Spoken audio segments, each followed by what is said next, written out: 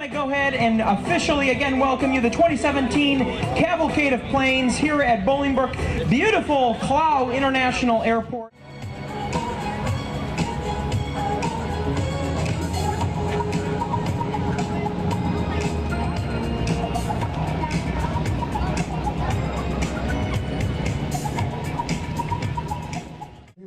He's coming high overhead, 3,000 feet, just over the south end of the airport.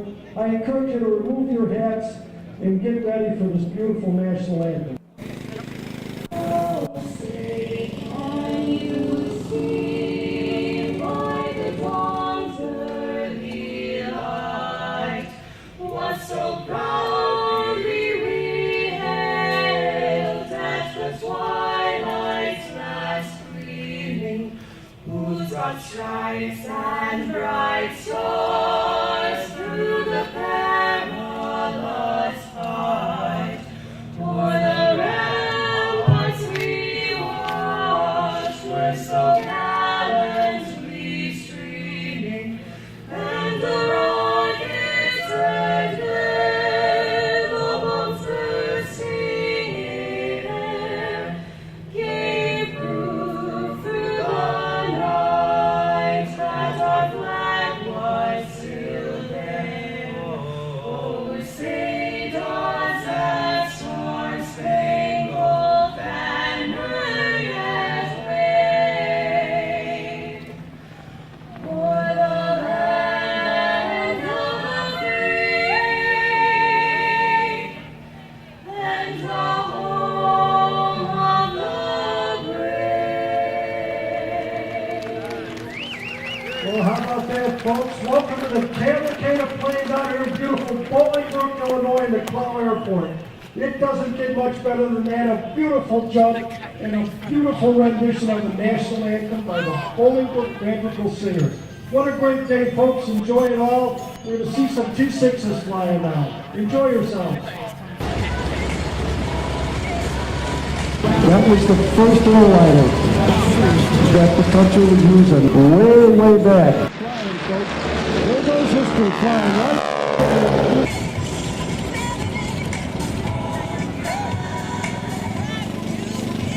I am live here with Better Than the Alternative, right?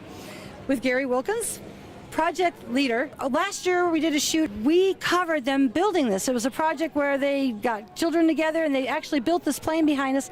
And I'll let you take over and explain.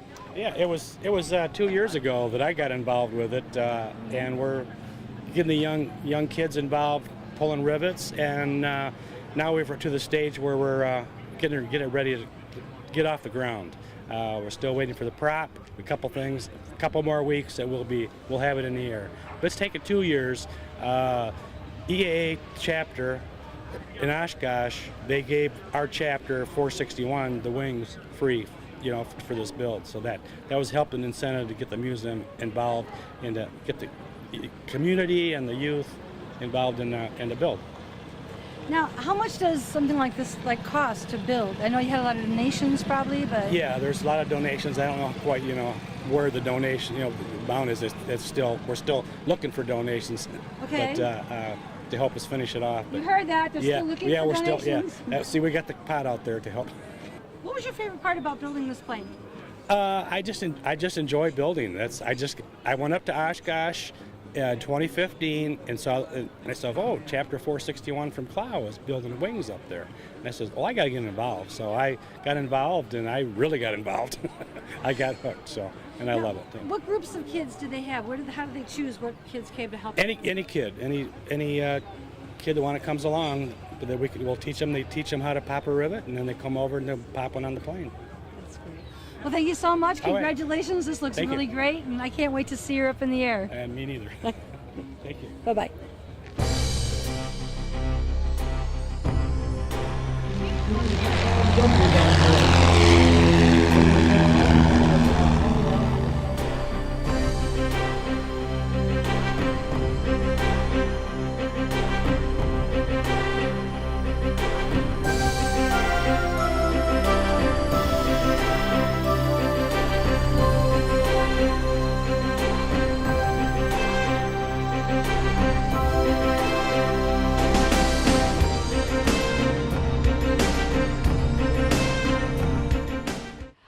We're here with Steve Zaharias, and I'm going to let him go ahead and explain everything. We're at the very end of the Cavalcade of Plains. You've got a really nice view. I like this, right straight down the line of all the plains. So why don't you explain to us what you're doing here, what your group is about? First of all, we are portraying Special Forces soldiers of the Vietnam War, and we are recognized by Cantigny, the 1st Division Museum in Wheaton, and we chose to do A332 as the A team because they were in the area of operation of the 1st ID, and that camp was open for quite a while, so therefore we can show quite a different amount of gear throughout the entire conflict. So we do, with our gear here, we do start with the firearms and equipment chronologically, and we do go back to the World War II arms because our allies and our friends would have had World War II arms that we would have given them, and then all the way through to the front here, which would have been the M16 rifles that our troops would have used, and the submachine guns into some of the specialized arms here. And in the middle, we are showing the uniforms that were in the conflict, a couple of different of the parachutes, and we go to Special Forces equipment that would have been used in country, and you do see some British arms, Australian arms, etc. And then we go into the NVA and VC, the North Vietnamese Army, and the VC, the Viet Cong firearms, and you do see Russian arms, Chinese arms, and you do see French and Japanese arms because of the conflicts prior. The French were in French Indochina, and even before that, World War II, the Japanese were in Vietnam and that area. So we do have a good array of NVA and VC firearms as well. And what we do is portray all the equipment and the gear that the soldiers would have had, and we do it for our Vietnam veterans. All right, these are the enemy weapons, North Vietnam and VC and VA. Starting from the top to the bottom, older models of firearms to more modern. So we have Japanese, Chinese, even German MP40. This submachine gun here made it to early stages of the war. These are 2 French weapons at the very end here. And on this side, we have the RPK, which is a support automatic, submachine guns, Czechoslovakian made, everything from the Eastern Bloc, and of course the AKs. This is an RPG-7, which is a rocket-propelled grenade 7, very popular and used extensively in Vietnam. And also on the front here we have some booby traps that were used on the trails. What does that one do? This one is a hand grenade that's put in a can, an ordinary can, and the pin is pulled out, and there's a wire, a trip wire, that runs across from one bamboo to the other, and obviously there's foliage here. Can't see it, you can't see the trip wire, so going through, you would trip it, which the string will pull out the hand grenade will explode. And these are different type of booby traps here. These are typically buried into the ground, so this represents, the box represents a cut out section of the ground. So it was covered with foliage and leaves and branches. So when you step in, you would get trapped or you get hurt. So your purpose out here is to make people more aware, I take it, and educate them. Explain more? Yes, ma'am. The reason why we do it is the Vietnam soldier did not come home to a hero's welcome, and we do it because they answered the call just like their fathers and their uncles before them in World War II in Korea. And so they didn't come home to that hero's welcome. We like to give back and educate the public about the Vietnam veterans soldiers' plight. And we're here to educate the public about the soldiers doing nothing more than serving their country, which has, soldiers have done throughout the course of our entire history. God bless. God bless you. Thank you Thank so you. much for the interview. Thank you. Have a great day. Thank you, too.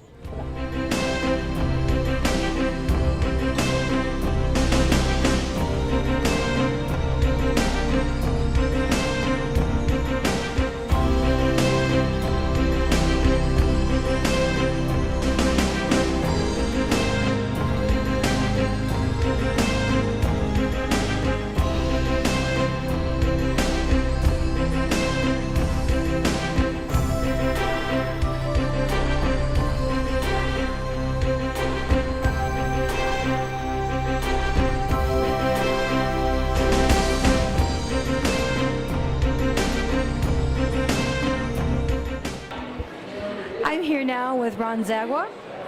And they've got a really unique game to play. He's going to explain. Okay, the object of the game is, we know everybody recycles, but still, while we were doing a beach cleanup, we found all these objects that we're calling litter left by different people on the beach.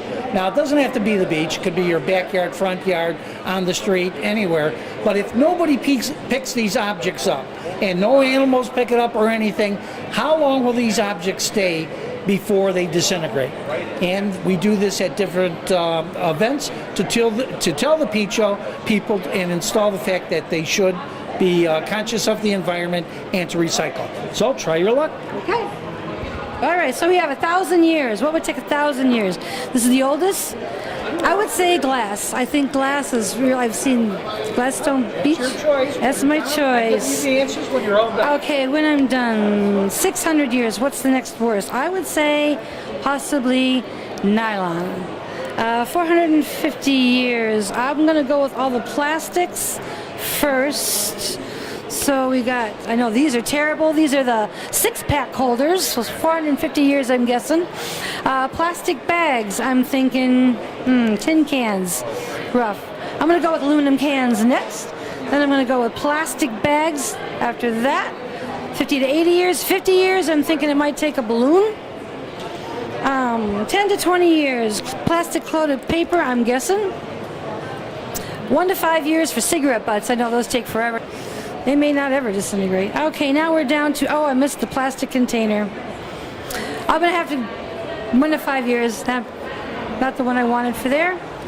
And I would say 6 months on the leather shoe, 2 to 5 weeks. That's not gonna happen on 2 to 5 weeks. The sock and 3 months on the sock and 2 to 5 weeks on the bananas and the orange peel. So how close was I? Is that your final answer? I think so. Okay, here we go.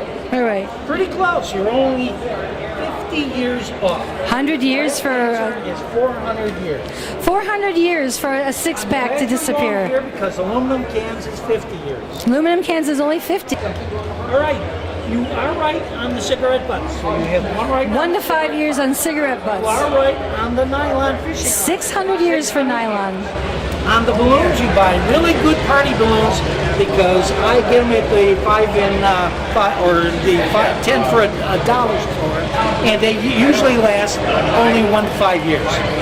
Okay, 1 to 5 on balloons. On the bananas and the orange peels, 2 to 5 weeks.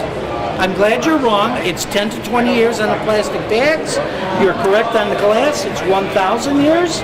The plastic containers are 450 years. Leather, on the average, leather shoes or leather belt is 50 to 80 years. The plastic containers, it's coating. So the coating melts and then the paper is underneath, shrivels up in about 3 months. And you buy really inexpensive stockings. I get holes in my stockings at 3 months, but the average stocking or cloth stock, wool stocking, will last 1 to 5 years. So you did pretty good. You have 1, 2, 3, 4 right. And I've been doing this for now about 5 years. 5 years, we have 203 people that played the game, had nothing correct, and our top score is 8. So with 4, congratulations. Thank you very much. That was very educational. I'm really glad we did that. Don't forget, do not litter, recycle. Oh, that's one of my big pet peeves. I really hate it when people litter. Now I got some ammo. Thanks. Bye-bye.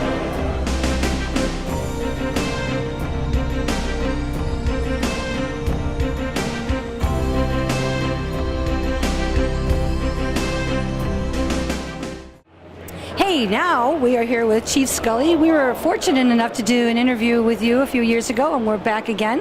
I'd like you to explain again what your booth is here, and what you got going on. And okay, we're from the 434th Air Refueling Wing at Grissom Air Reserve Base in Indiana.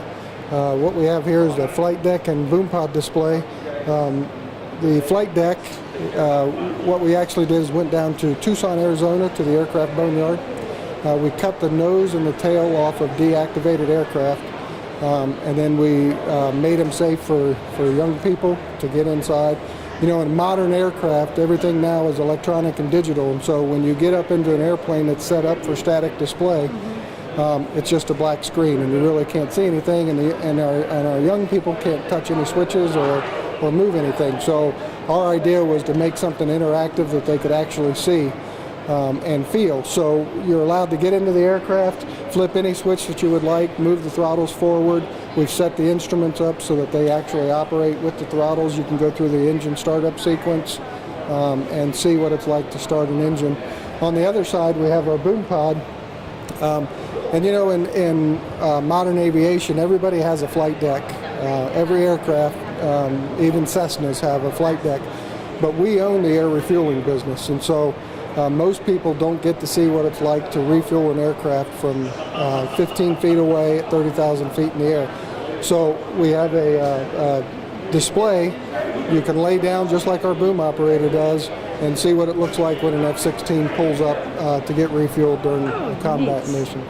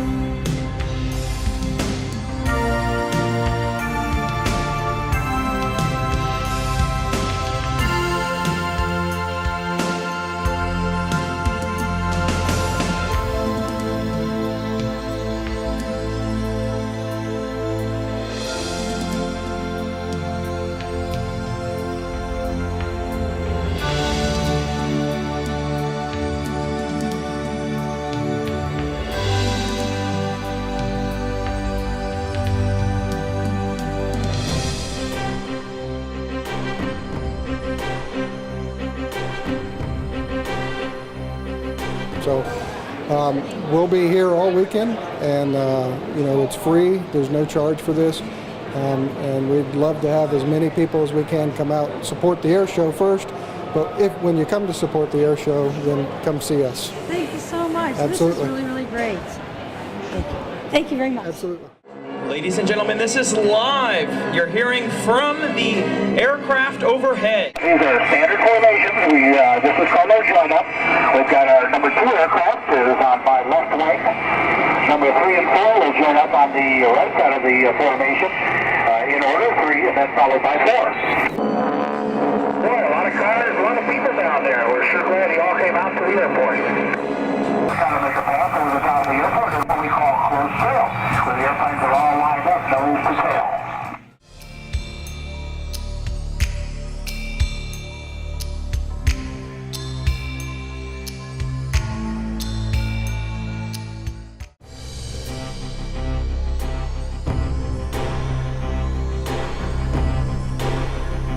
About 2 miles north of the airport, get ready to turn inbound.